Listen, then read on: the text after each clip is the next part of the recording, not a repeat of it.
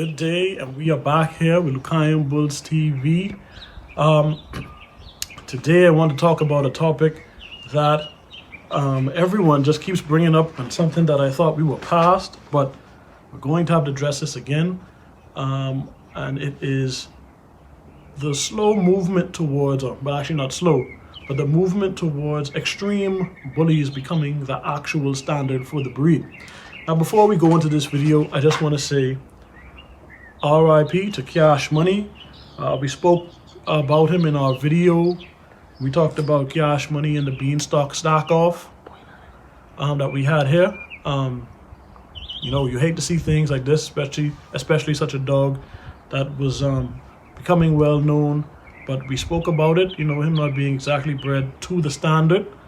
But this is what happens when, you know, we don't know actually why he died, but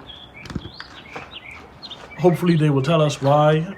But the guy was too extreme. We know that.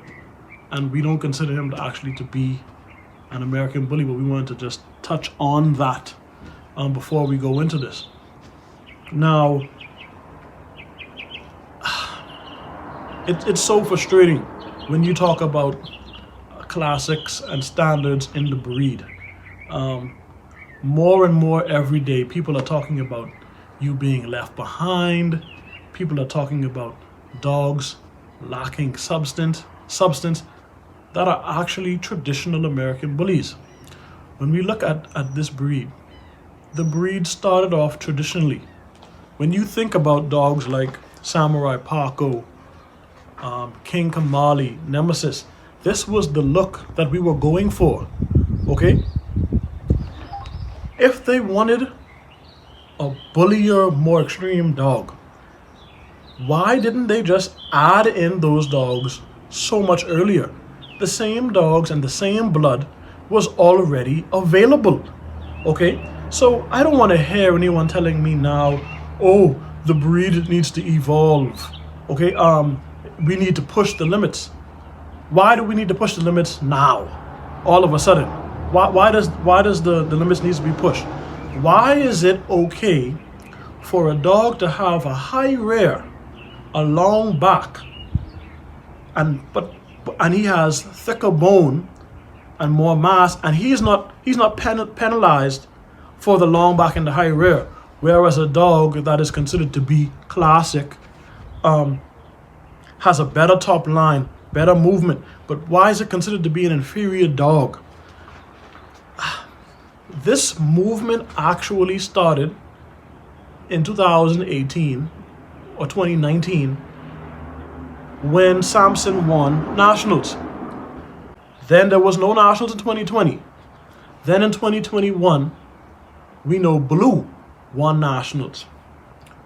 Now, if I was a betting man and I saw the situation and the dog shows that happened, I knew there were several dogs that were always at the same shows that competed against each other. That was Samson, Blue, and Zero Box Given. So if I was a betting man, I would put my money that the 2022 Nationals winner is going to be Zero Box Given. And like I said before, these dogs aren't entirely bad dogs, I don't think. But I think they are tool dogs. They are not grand champion, in my opinion, quality because of their flaws. But I do think you can breed those dogs to make better dogs. I think, what's his name? All three of them, I think, are actually overdone, and which is what I mean by extreme. They're not traditional. Like I said, these dogs are much bigger. Now, the same nationals, 2021, you have Samson, who was considered to be a standard, the new standard, 18 inches. It looks like he's going to be like 100 pounds or so. But yet, his son, this is a picture of him. His son was at the same nationals and won Best Classic. Do you see how thick this dog is? This dog won Best Classic at nationals. This dog is a standard dog. But who knows these days? It just doesn't even make sense anymore. Like I said before, the formula used to be dogs with a lot of edge and a touch of darks to give you some mass, but to keep that correct conformation. But when you look at Blue, Zero, and Samson, it's a lot of darks with a little bit of edge. And that is why the conformation is the way it is. When we see the high rares, nationals this year didn't even make sense. Even with the females in Napalm, people act as if she's flawless just because she is really boned up and really thick. But people just completely ignore the flaws. I don't even get it. And that is what the show ring is for. Just do it. It doesn't make sense. It just doesn't make sense. I don't know where this breed is going.